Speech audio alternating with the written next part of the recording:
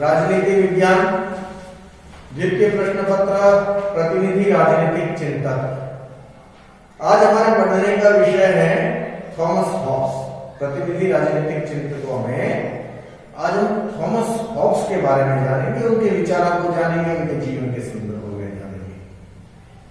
Thomas Hobbes England के रहने वाले थे।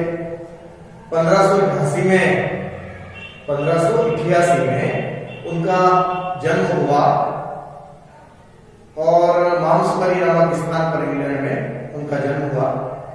पिताजी उनके पादरी थे, इस कारण से ईसाई धर्म की उनको गहरी जानकारी थी, पर बाइबल की गहरी जानकारी थी, पर धर्म के प्रति उनकी आस्था शुरू से ही कम रही।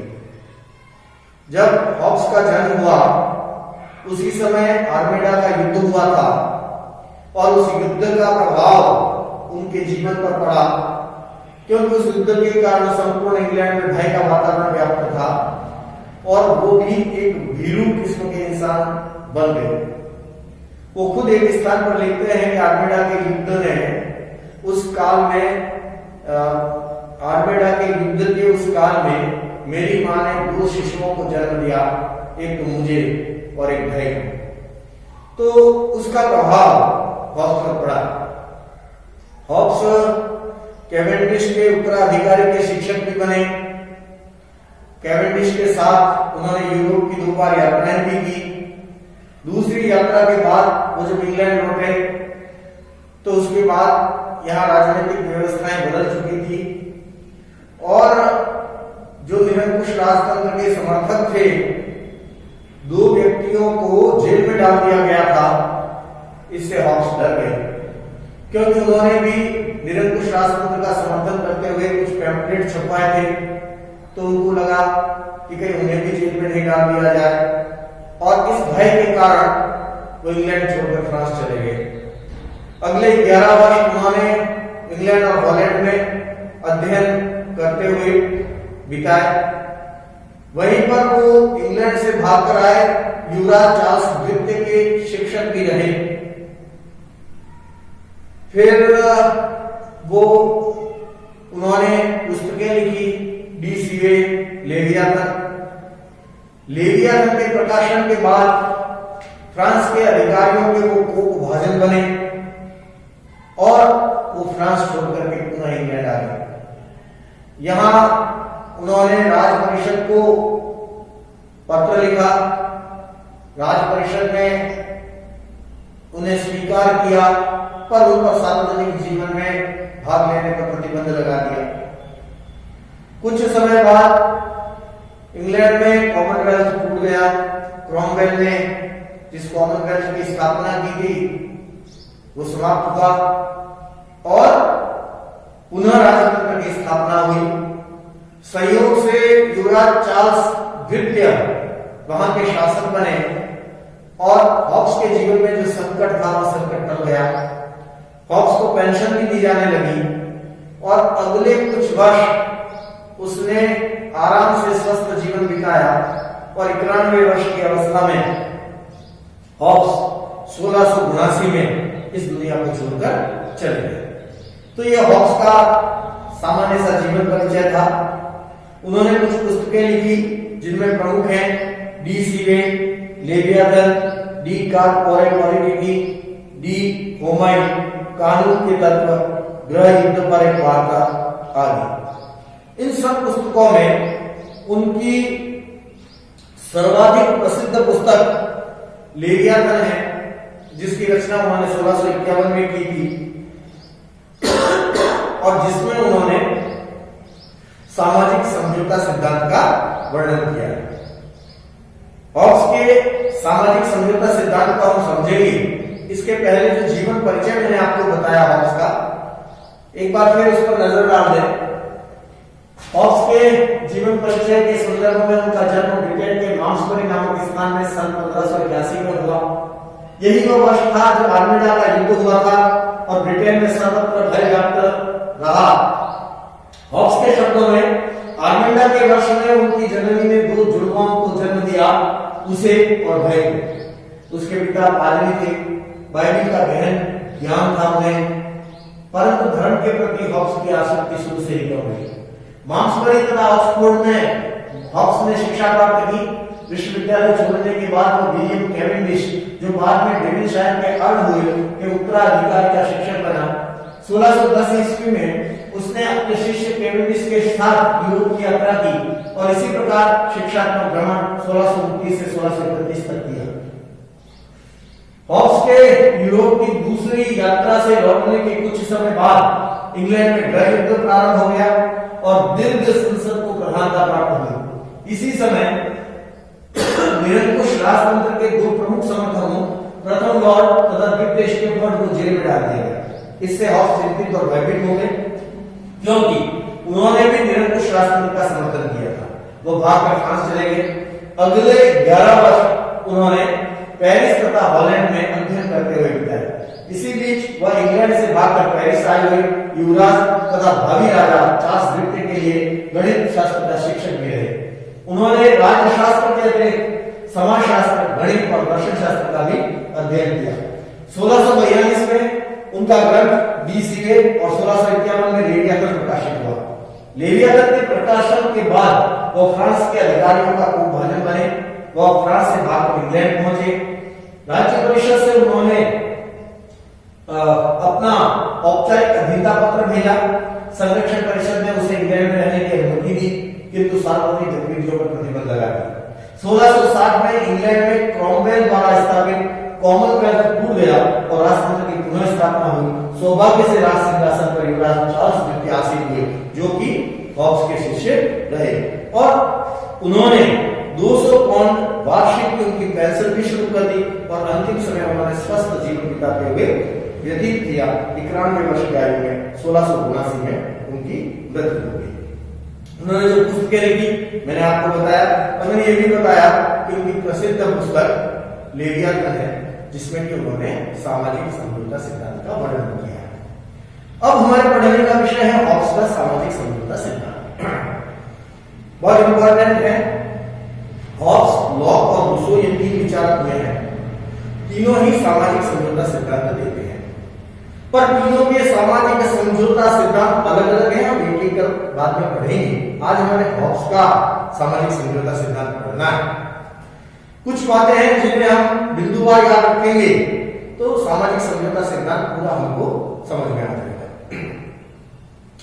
तो हॉब्स ये जो सामाजिक समझौता सिद्धांत है, पहले तो ये समझिए कि सामाजिक समझौता सिद्धांत किसके लिए और किससे संबंधित। तो ये राज्य की उत्पत्ति का सामाजिक समझौता सिद्धांत है। यानी राज्य कैसे बना, क्या राज्य विकास का परिणाम है, क्या राज्य शक्ति का परिणाम है, क्या राज्य परिवारों का विकसित रूप है। ऐसे बहुत से सिद्धांत या भगवान ने बनाया, देवी सिद्धांत, शक्ति सिद्धांत, मात्र सत्तात्मक, पितृ सत्तात्मक सिद्धांत, ऐतिहासिक विकासवादी से बहुत से सिद्धांत प्रचलन में हैं।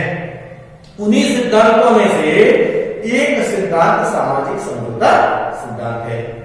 तो सामाजिक समझौता सिद्धांत लेने वाले विचारक क्या मानते हैं? वो ये मानते हैं कि एक अवस्था इस धरती पर ऐसी थी जब राज्य नहीं था। अब यहाँ राज्य का मतलब, जैसा मैंने आपको पहले भी बताया, प्रथम वर्ष में भी मैंने आपको जब राज्य पढ़ाया था तो मैंने आपको बताया था कि यहाँ राज्य का मतलब देश से है। यहाँ राज्य का मतलब संघ की इकाइयों से नहीं है, जिन्हें हम भारत में बोलचाल की भाषा में राज्य कहते हैं, वो संघ की इकाइयां हैं। भारत एक राज्य है, पाकिस्तान एक राज्य है, अमेरिका एक राज्य है। जिन्हें हम बोलचाल की भाषा में देश कहते हैं, वो राज्य है। तो ये राज्य जिन्हें हम देश कहते हैं कैसे बने, तो इस संदर्भ में सामाजिक समझौता सिद्धांत है। और हॉब्स का सामाजिक समझौता सिद्धांत ये बताता है कि एक अवस्था ऐसी थी जब इस पृथ्वी पर राज्य नहीं थे। उस अवस्था में कुछ समस्याएं आई, मुसीबतें आई, कठिनाइयां हुई। उन समस्याओं के समाधान के लिए, मुसीबतों को दूर करने के लिए, कठिनाइयों को हल करने के लिए समझौता हुआ, समझौता किया गया और समझौते के परिणाम स्वरूप राज्य बना। ये जो सिद्धांत मानता है वो सामाजिक समझौता सिद्धांत कहलाता है।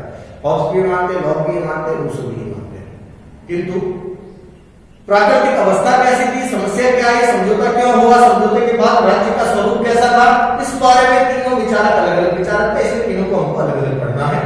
अभी हम हॉब्स पढ़ रहे हैं और हॉब्स का सामाजिक समझौता सिद्धांत पढ़ रहे हैं, तो हम इसे कुछ बिंदुओं में बांटेंगे। सबसे पहले मानव स्वभाव। हॉब्स क्या कहते हैं कि मनुष्य का मूल स्वभाव कैसा है? तो हॉब्स ये कहते हैं मनुष्य मूल रूप से स्वार्थी है, प्रतिस्पर्धी है, प्रतिद्वंदिता रखने वाले हैं, यश और कीर्ति की कामना करने वाला है, तो लालची है, लोभी है, तो एक दुष्ट प्रकृति का मनुष्य है, ऐसा हॉब्स मानते हैं। तो मानव का मूल स्वभाव ऐसा हॉब्स का कहना है। जब मनुष्य मूल रूप से ऐसा है तो दूसरा बिंदु बनता है प्राकृतिक अवस्था। प्राकृतिक अवस्था यानी जब राज्य नहीं थे, पुलिस, जेल, कानून, न्यायालय कुछ भी नहीं था, वो प्राकृतिक अवस्था कैसी रही होगी जब मनुष्य खुला था? तो हॉब्स कहते हैं वो सतत युद्ध की अवस्था थी। कुछ प्राकृतिक अधिकार जिसे आत्मरक्षा का अधिकार कहते हैं उस समय था।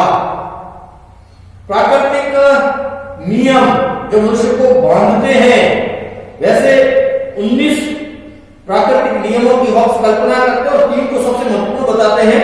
प्रत्येक व्यक्ति को शांति स्थापित करने की भरसक चेष्टा करनी चाहिए, प्रत्येक व्यक्ति को आत्मरक्षा का अधिकार प्राप्त करने और शांति स्थापित करने के लिए प्राकृतिक अधिकारों का त्याग करने को तत्पर रहना चाहिए और दूसरों के विरुद्ध उतनी स्वतंत्रता पर ही संतोष कर लेना चाहिए जितनी वह दूसरों को स्वयं के विरुद्ध देने के लिए तैयार हो।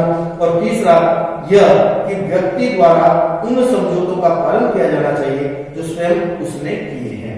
ऐसे 19 प्राकृतिक नियमों का उल्लेख करता है। 3 प्राकृतिक नियम बताते हैं। पर प्राकृतिक अवस्था कैसी थी? तो हॉब्स कहते हैं प्राकृतिक अवस्था सतत युद्ध की अवस्था थी, लगातार युद्ध, संघर्ष था, मारकाट मची हुई थी, बड़ी मछलियां छोटी मछलियों को खा रही थी, जिसकी लाठी उसकी भैंस वाली कहावत चरितार्थ हो रही थी, शक्ति ही सत्य है, माइट इज राइट, ये स्थिति थी। ऐसी प्राकृतिक अवस्था थी। जब प्राकृतिक अवस्था ऐसी थी तो समझौता क्यों हुआ? यानी पहला बिंदु मानव का स्वभाव, दूसरा बिंदु प्राकृतिक अवस्था और तीसरा बिंदु बनेगा समझौते का कारण। समझौता तो समझौते का कारण हॉब्स बताते हैं मृत्यु का भय, आत्मरक्षा।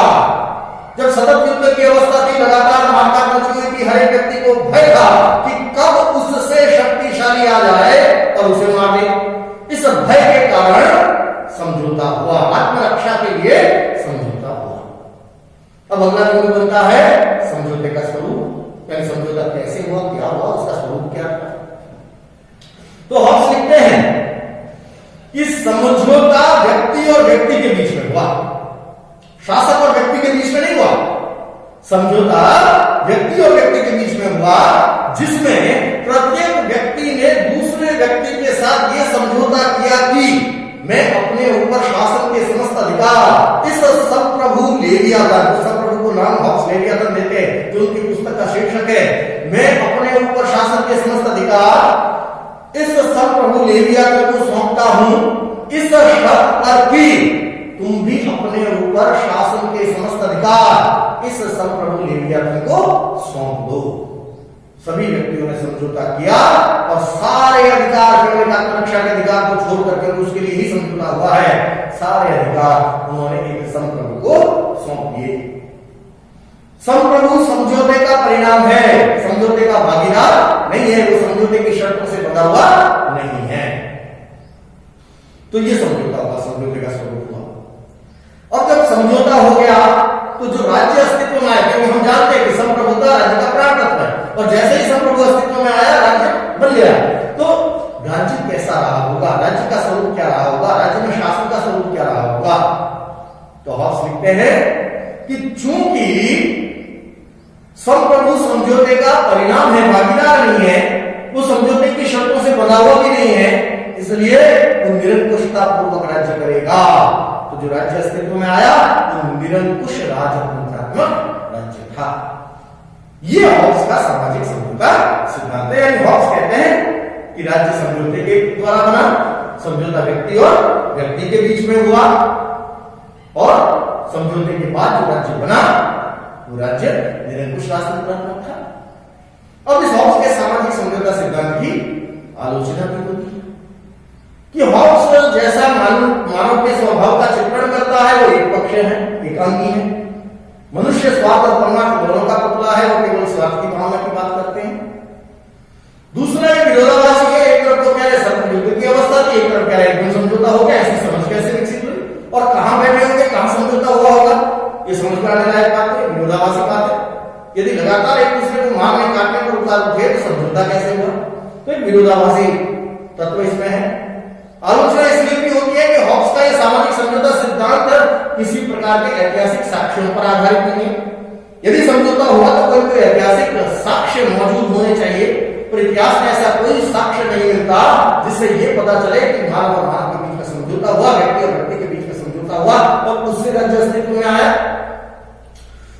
फिर इसलिए भी आलोचना होती है कि हॉब्स के इस समझौता सिद्धांत को मान लिया जाए तो निरंकुशता आएगी, ये निरंकुशता को बढ़ावा देने वाला है, ये लोकतंत्र के विरुद्ध है, मनुष्य की स्वतंत्रता के विरुद्ध है, इसलिए भी इसकी आलोचना होती है।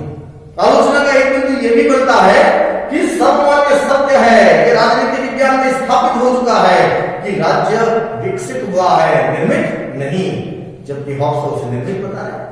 इस आधार पर भी इसकी आलोचना की जाती है। तो आलोचना करने वाले आलोचना करते हैं, पर इसका महत्व भी है। महत्व यह है कि जब मनुष्य की बुद्धि इतनी विकसित नहीं हुई थी, ये सत्य सिद्ध नहीं हो चुका था कि राज्य इतिहास का परिणाम है, विकास का परिणाम है, मनुष्य केवल देवताओं द्वारा राज्य बनाए गए हैं, शक्ति से राज्य बने, इस प्रकार की बातें कर रहे थे, केवल काल्पनिक बातें कर रहे थे। कहीं न कहीं तर्क उन्होंने दिया है, एक तर्क पर आधारित ये सिद्धांत है, ये वैज्ञानिक सिद्धांत हम कह सकते हैं, इसमें क्रमबद्धता दिखाई देती है, तो इसे हम वैज्ञानिक सिद्धांत भी कह सकते हैं, इसे हम तर्कपूर्ण सिद्धांत भी कह सकते हैं।